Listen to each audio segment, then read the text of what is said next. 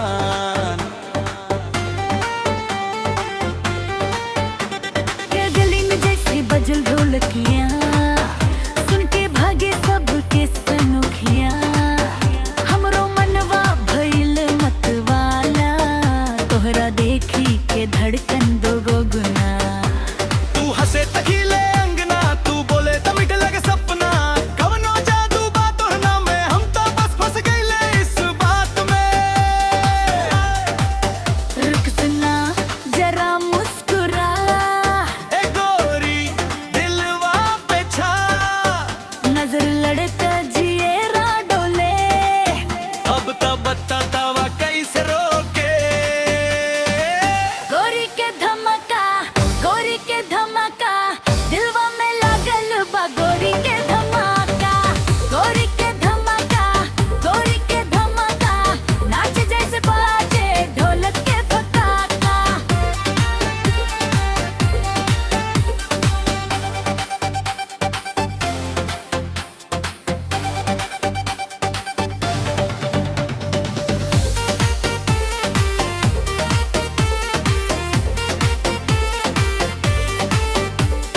गजरा लगा के जब तू आवे, सुरमा पिया के याद दिलावे। पायल के छनका छम छम चाल देख के भैया सब भइल बेहाल।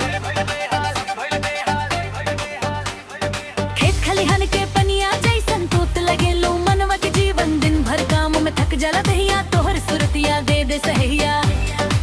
गाँव के मुड़िया चौपाल पे ठरचा, काहे के छुपावे इतना गरिमा। जब नो निहारे उही ललचा जाला, तोहर अदा पे मनवा फिसला जाला। रुक सुना जरा मुस्कुरा, ए गोरी दिलवा पे छा, नजर लड़ते जिएरा डोले। अब तो बतावा कैसे रोके। गोरी के धमाका, गोरी के धमाका, दिलवा में लागल बा गोरी के धमाका। गोरी के धमाका, गोरी के धमाका, नाच जैसे बाजे ढोलक के भकाका। सांझ बहिलता चौक सजावे, तुम आके महफिल बनावे। बाजे बंसी बज मंजीरा, तोहर हंसी में सबके फेरा। हमरा ओठवा पे नाम तोहर, रातों दिन बस एक पुकार। तू ही बाती तू ही उजियारा, तोहरे बिना लगे जग सारा। इतना ना तड़पाव जान ले ले, अपना मान दे दे।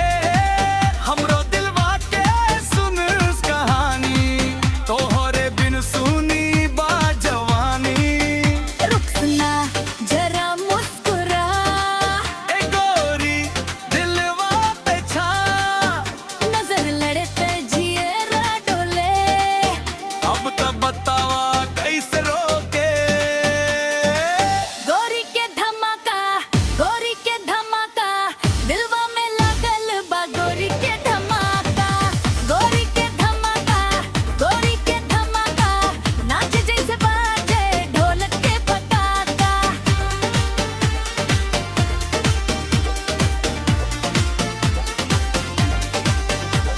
अरे सुन से यसमुखी रानी, तू तो हमार पुरान कहानी। एक नजर में मनवा चुरा लिहलू, सपना के दुआरवा खोल लिहलू।